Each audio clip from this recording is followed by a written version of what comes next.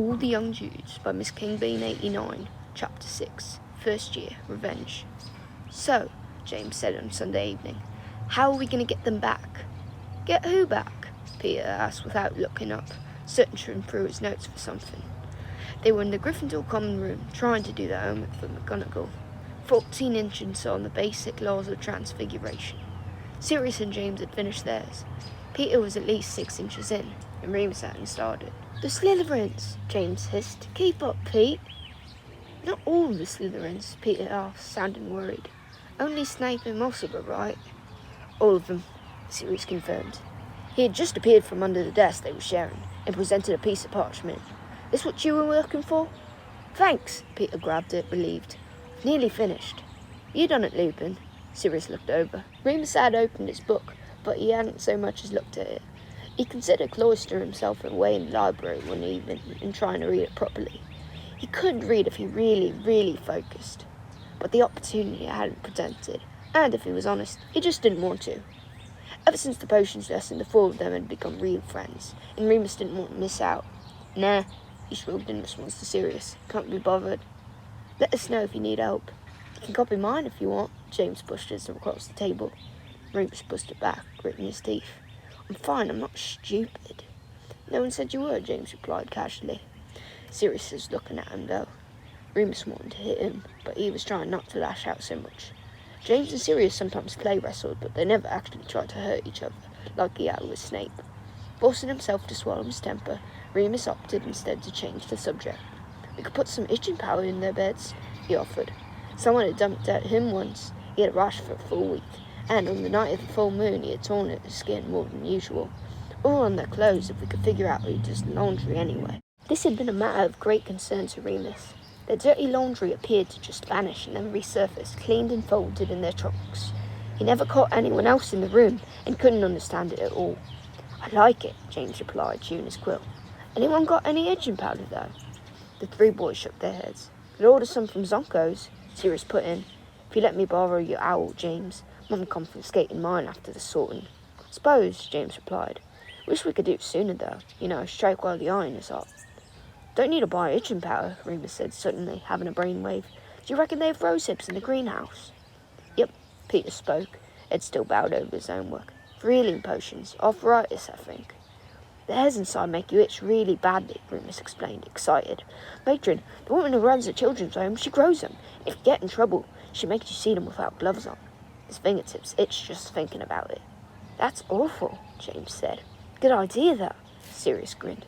Next break, we'll go and get a load of them. Then we can see them, with gloves on, and put them in the Slytherin's bedsheets. Excellent.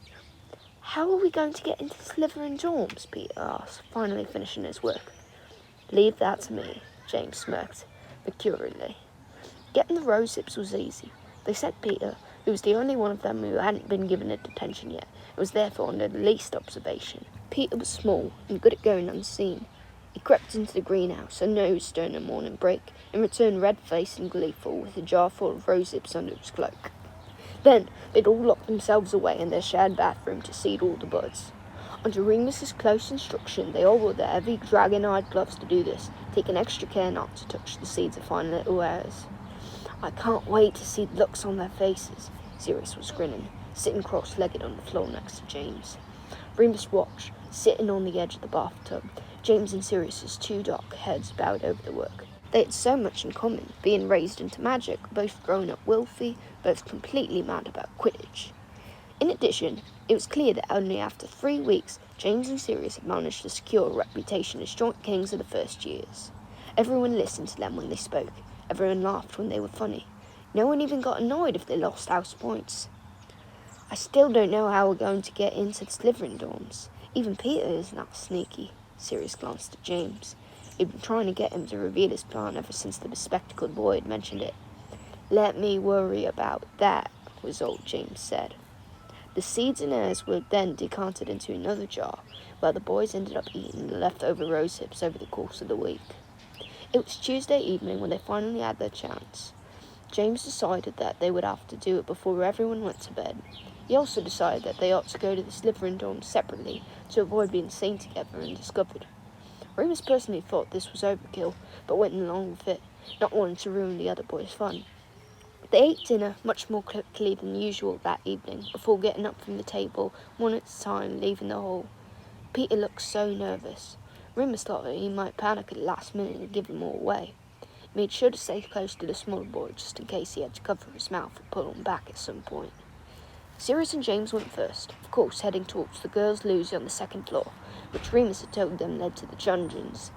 He thought about keeping that particular passageway to himself, but as he had already found a few other good hiding places by then, he reasoned that letting them know about this one wouldn't hurt. After all, how often would he want to get to the dungeons?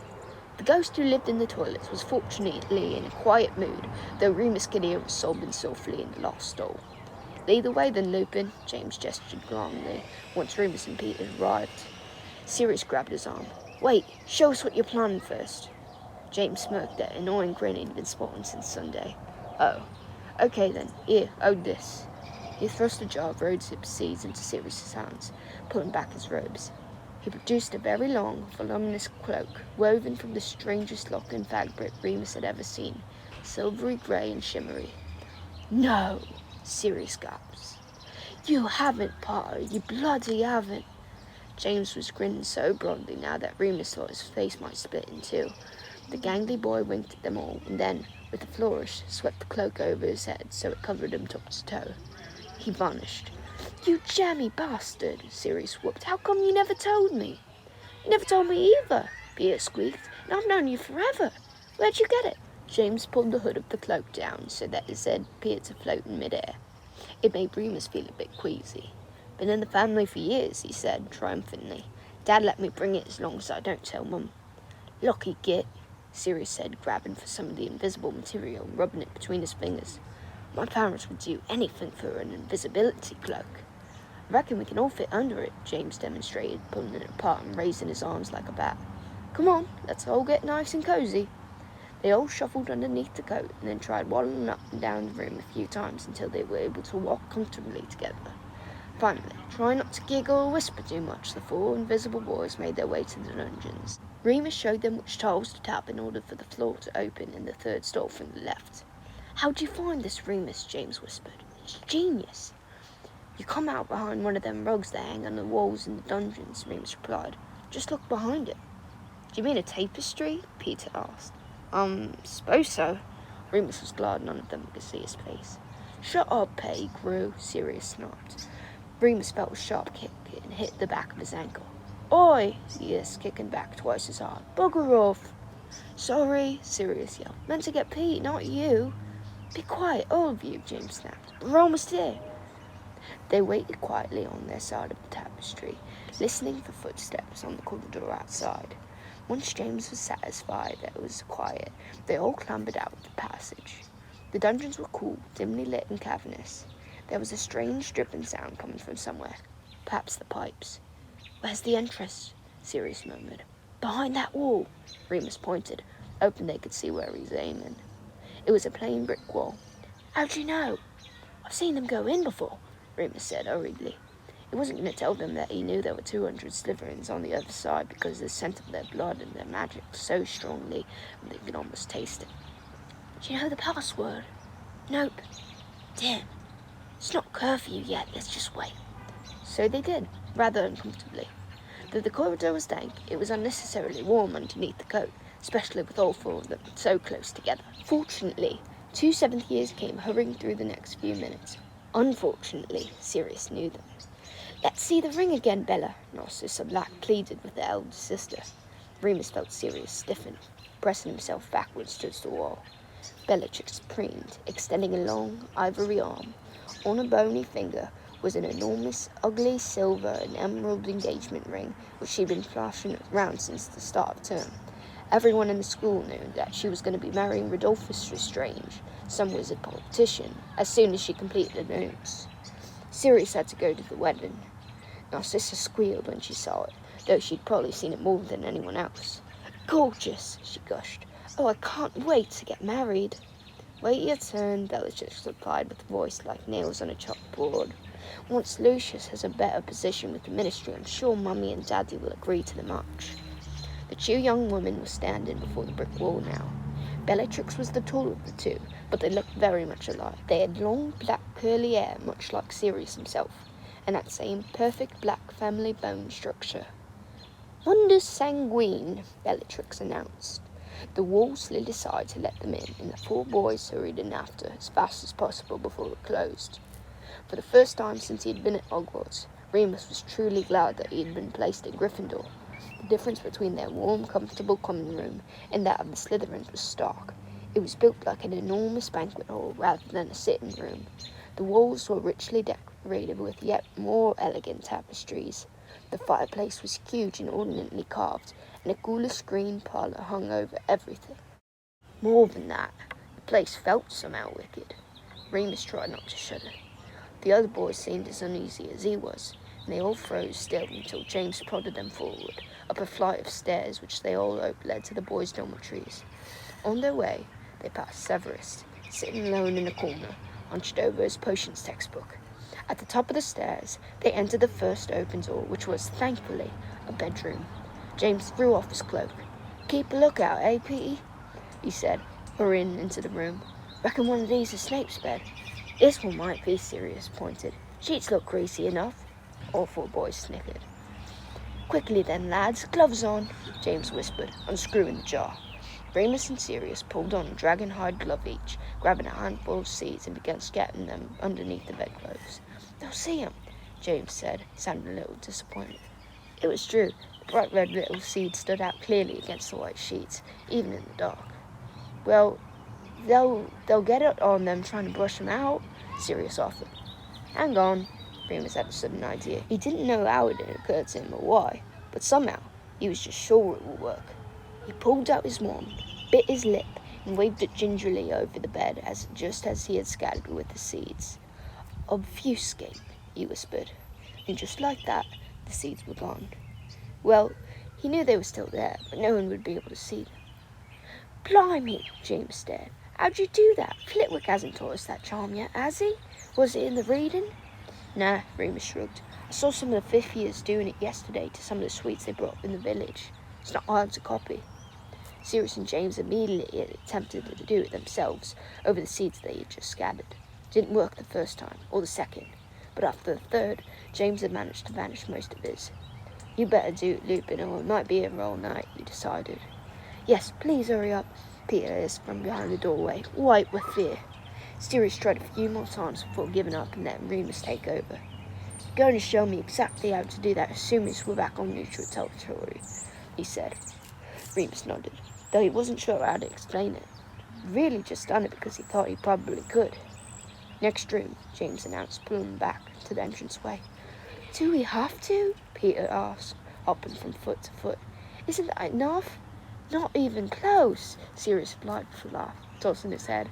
"What if we haven't even got Snape's bed yet? We have to get 'em all, Pete. Are you with us or not?" "All the boys, anyway," James said as they entered the next bedroom. "Don't fancy our chances in getting into the girls. Remember what happened to Dirk Griswold last week?"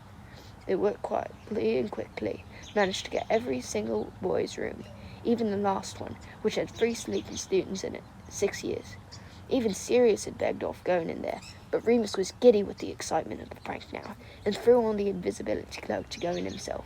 He even scattered the rose hips over the pillows of the sleeping boys. By the time they had finished, it was getting late, and more Slytherins were heading upstairs for bed. Barely able to contain their glee, the 4 Gryffindors hid under the cloak and slowly crept back down the stairs, flattening themselves against the wall any time someone was coming. And then, through the enormous stately common room, and out through the wall they'd come in. As James had instructed, they all kept quiet as possible until they were within spitting distance of Gryffindor Tower. It was finally safe to remove the cloak once more. "Widdershins!" they all chanted at the fat lady, who swung open for them. It was bliss to be back in the warm, bright Gryffindor common room, and they all threw themselves into the nearest available sofa, grinning inanely at each other. Frank Longbottom called up to them from his desk where he was tying up his revision notes.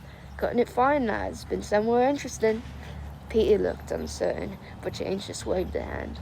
"Library, obviously." Frank shook his head, though he was smiling. "I'm sure I'll hear about it soon enough." "I wish I could be there when it kicks off," Sirius whispered, his eyes shining with joy. "And I wish even more that we could have got my cousins." It's just a beginning, serious, mate, James replied, slapping the other boy's knee. Between the four of us, I reckon we could go even bigger next time. Excellent first mission, men, Peter whimpered. First mission?